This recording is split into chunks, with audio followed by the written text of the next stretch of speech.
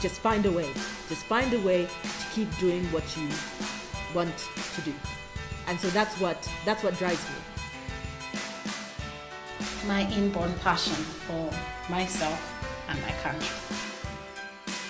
We are going to be trendsetters, we're going to be the trailblazers, we're going to change things.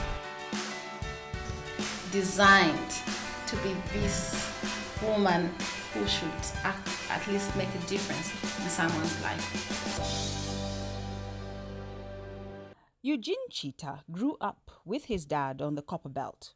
He has 2 sisters, an older one and a younger one. Eugene, well, basically is this young entrepreneur, enthusiastic about poultry production, obviously agriculture in general.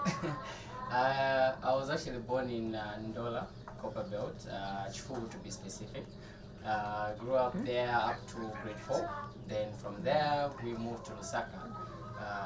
I stay here with mom in Lusaka. Dad is in Ndola. And from somewhere 2006 till 2010, I was doing my school just within Lusaka. Then from there I went to boarding school in Southern Province. From there, that's why I completed my grade 12. Then eventually started looking for a job here and there. Then obviously couldn't find one. Sometimes you try to find a job and you'll be told to say no qualifications, at least you need about 5 years work experience. So I think that's actually one of the things that drove me to venture into agriculture. Growing up, I grew up in a family of 3. I have 2 sisters, one elder sister, one younger sister, very supportive indeed. We grew up from, at first we were separated. I was in the Copper Belt and my sisters were in Osaka, so practically my childhood I was just with dad and my cousins. But then I came to join the family here, eventually somewhere around 2006. So practically just me, my 2 sisters and my parents. Currently at university, studying a business course, Eugene has not studied agriculture, but is succeeding through his love for animals and birds. I'm still at the university, at the University of Osaka, doing my bachelor in business administration. So apparently there's also a story to that. I actually entered into the university as an IT student. I was so passionate and driven by IT as well. So I started doing my IT at University of Osaka. Then 2 years down the line, after discovering my career, apparently, I actually got thrilled with the whole idea and actually did a move that many people are afraid of doing.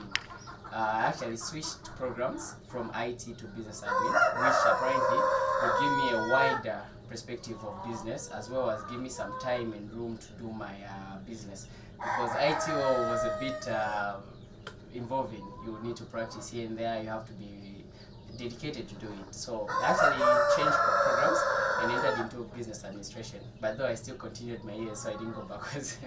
The beginning of poultry production for Eugene was small and humble. With only a 300 kwacha in his hand, given to him by his mom, he bought some chicks just to see how he would rear them. How I started poultry production? I actually started with 300 kwacha. Whoa. My mother actually helped me with that. She gave me 300 kwacha. Well, I bought some chicks somewhere in 2016. A couple of chicks, brought them home, started raising them. So it was something that everyone was happy about because I would wake up in the morning to feed them. My mom would wake up in the morning to feed them. My sisters would participate. My friends would come over and see them. And as they were growing, it was very thrilling to watch. And eventually, they actually grew up and started giving us eggs. So that really gave me the zeal to start researching more about poultry production. And I actually came to discover that there are actually different breeds of chickens, and I had an interest to collect all of them. So we started collecting the breeds back in 2016, late 2016. They started giving us eggs, of course, and started selling the eggs here and there. You would send eggs to Ndola, you would send eggs to Mazabuka, you would send eggs to anywhere. So we just said it became a business. So bit by bit, I actually did a bit of calculations because there's There's calculation to it where if you sell the eggs and if you sell chicks, well, someone selling the chicks is better off than someone selling the eggs. So thereafter, we started looking for some money, raise some money to buy the first equipment we bought, which apparently are the blue incubators. Those are the first ones we had, and from there, started learning how to operate the machines. That was even way before I actually thought of doing incubation services, because you definitely have to do something that you really know. So it took me over a year to master, of course. So patiently, we started incubating the chicks. They would hatch. We would sell the chicks and generate some money. And bit by bit was 7, bit by bit was 7. And eventually, 2017, this is now when we came to realize it as a business and fully register it. And obviously started employing people to help with the running of the business, because the demand started increasing. So from there, actually, many of the youths probably, so as I would say it, are afraid of taking risks. Actually, I took one risk that was actually very, very big. We actually got a loan at one point, and it was quite big. And we got a loan of about 15,000. And I was supposed to pay 21,000. That was together the interest. And for someone as young as I am, people would be like, "Oh no, that's too big." But then we managed to repay back in 2 months. So 2-3 months, we managed to clear it off and got the second equipment, the third equipment, and right now I think our incubation capacity is over 2,000. And so far so good. Reached an extent where we're actually exporting to Zimbabwe. We are delivering eggs there. We have some good clients there. And I should say it's been an amazing journey in terms of business. Okay, so the breeds that we have. Well, we have about 5 of our major breeds. This is inclusive the Brahmas. The Brahmas are actually one of the most expensive breeds we are having in Zambia. They fetch for about 800 to 1,000 kwacha each. We also have the Buff Orpingtons, we have the Cochins, the Boschvelds. The Boschvelds actually is also one of the things that motivated us, because of the breed was actually made in South Africa by a South African guy called Mike Bosch. So that already gave us that thrill to say, why not create a breed ourselves? Actually, we're actually making a breed here. So far, we've actually bred it. It's already there. And we haven't just publicized it yet. We still need to study it. But we have the variety of breeds coming from different countries. Like the Brahmas come from America, the Orpingtons from England, Cochins from China. We have quite a number of those. We breed the chicks. Then the quails as well. We actually have the jumbo quails. They're fun to eat as well. So we actually eat them from time to time. Though the passion obviously also started drifting not just to the birds, fell in love with the other animals like the rabbits and the guinea pigs. We have several of those as well. Rabbits, very, very fun to keep, I should say. We have some, the breed is from New Zealand. We also have the ones from California. There are 2 breeds. Then the guinea pigs as well, quite a variety of them as well. So just scattered all over there, just moving around. So it's good business already on its own. The poultry industry has its own challenges that range from disease to theft. These are some of the issues that Eugene has to deal with. Poultry business has its own challenges, of course. One of the major challenges that one would look out for would be the diseases. Many people don't realize that a chicken can actually stay for about 6 years plus. And from our perspective, we only know to say chicken is just 4 months and we eat it and we forget. But apparently, it can actually go for over 6 years. So mostly, the greatest thing that can affect the pork production is diseases, of course. So no wonder we take strict measures by using biosecurity. These are some of the things you see, like the food bath, the washing of the hands. Those are to prevent the diseases from coming in. So mostly that would be one of the things that you should consider, as well as theft. I should say we have actually had some cases of theft. It has actually reached that extent. So you actually, especially if you're running a big poultry production house or something, you might as well be sure of who you hire, who runs the business, and who, because sometimes you just be told to say, no, the chicken died, and you don't even see it anywhere. So theft is also one of the issues. Eugene and his manager are helping society by holding seminars and workshops to teach people on how to care for birds. This is done here in Lusaka as well as on the Copper Belt. The pork production has really helped us, help the community. We actually have two programs that we actually run. One of them being the seminars we host. We go around sensitizing people about the poultry production sector because people need to be highlighted about what poultry production is all about. So we do host seminars. I think the most current one we had was the one that we traveled to Ndola. That was me and my manager. We actually went to host one there.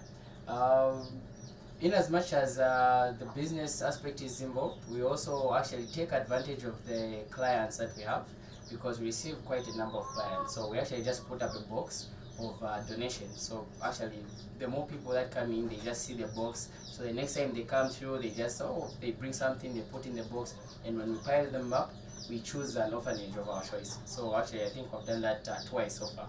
So it's something that also helps us help even the vulnerable. He has been able to create employment at his business in order to help and inspire other young people. He says, as at today, he has employed 3 people to work with him at the poultry.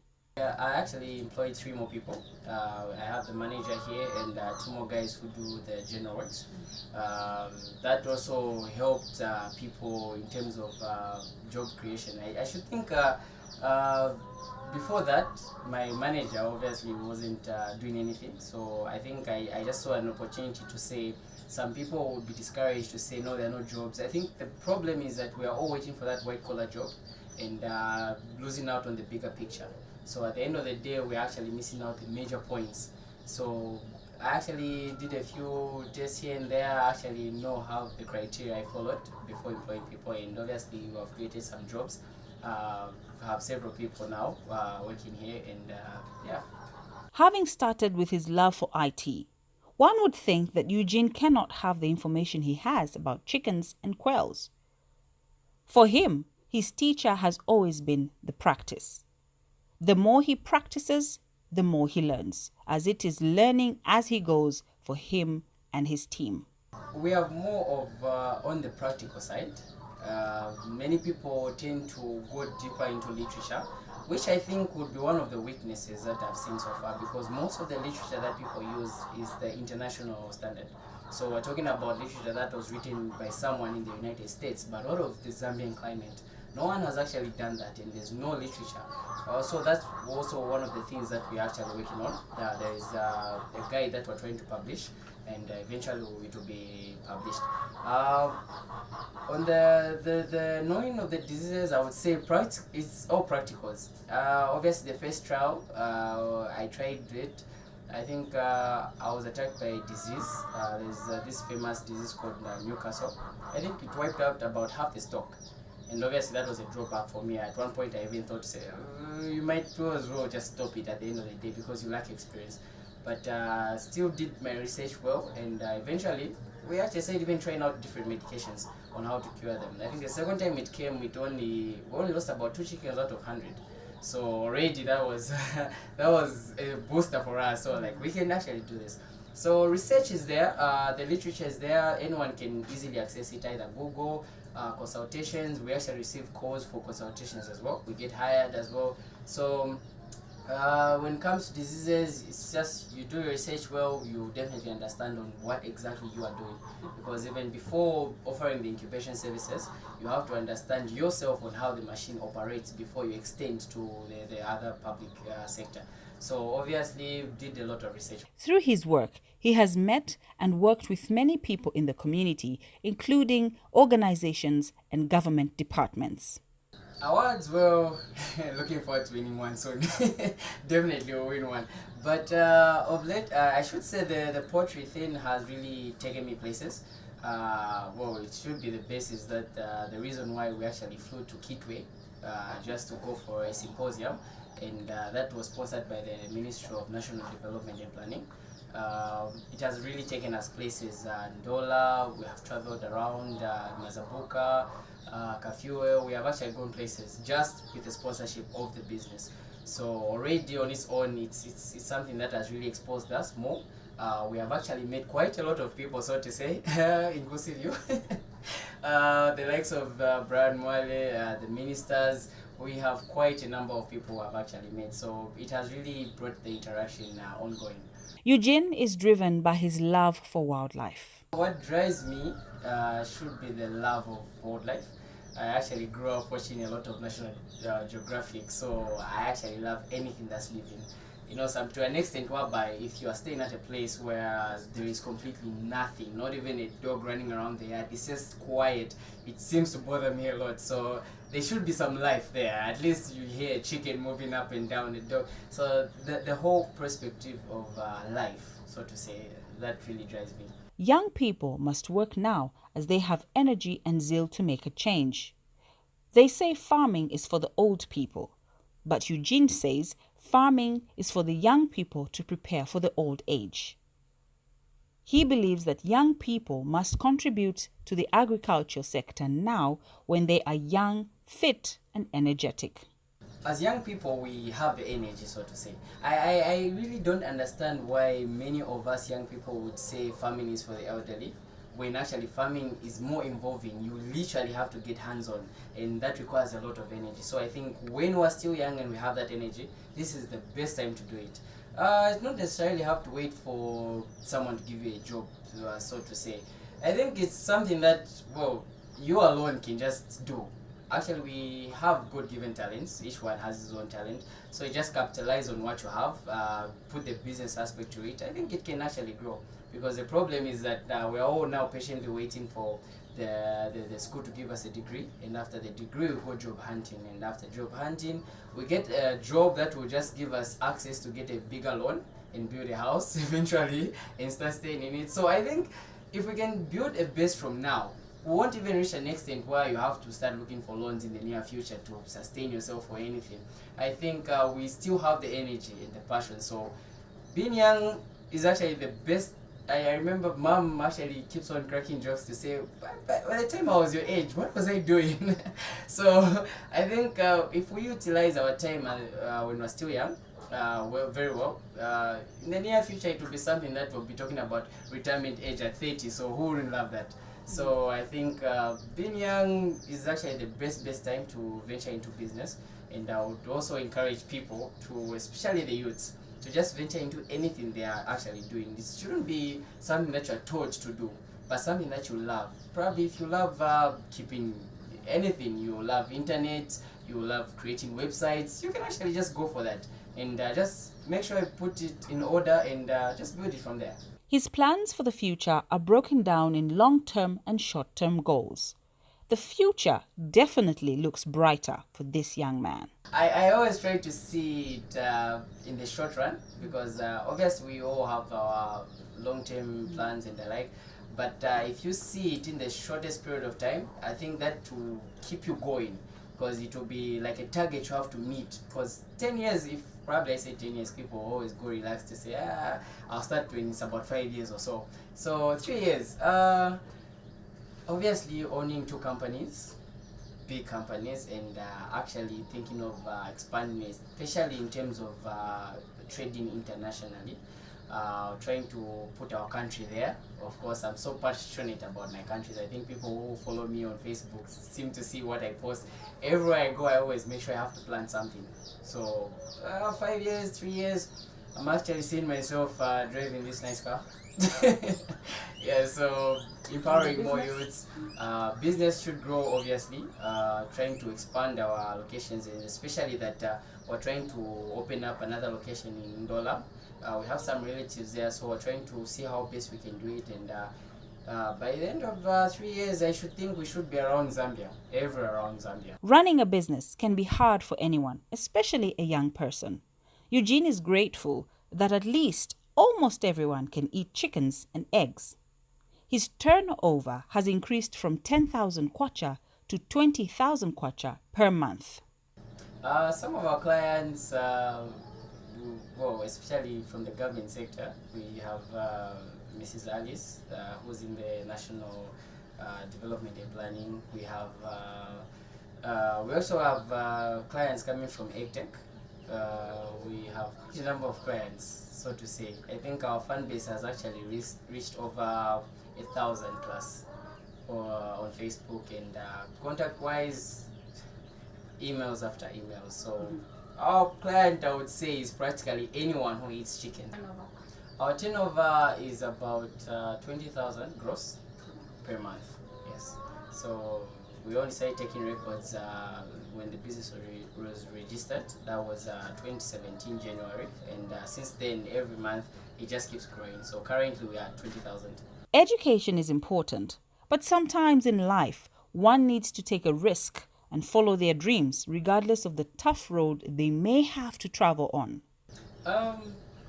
My message to the young people, it's not always about going to school, earning a degree, and looking for a job. Sometimes it just takes a bit of risk, because obviously business is risk, and in any business that you try to go into, obviously someone is going to tell you to say, oh, this business you're going to not so profitable, or this, but the moment you just find where you are and how passionate you are about it, obviously you won't have second thoughts about it. So you just go deep into it, and from there just make sure that you put in your level best. If it involves you waking up as early as 4, please actually just wake up and get it going. Don't wait for anyone to push you to say, okay, you have to do this by this time, you have to do this by this time. Just go for it. In terms of capital, we had instances where we needed to source some funds here and there to procure certain things. It would even reach an extent whereby you have to actually let go of some of the luxury things you have, like your phones. You can even actually sell your phone and invest it in something. So long as you know what you're trying to attain at the end of the day, that will definitely come back times 2 or more of what you have put in. So capital wise, someone shouldn't really wait to be given money or anything. You can actually raise it yourself. You can actually use what you have already to generate some money that can actually give you what you want to start up with.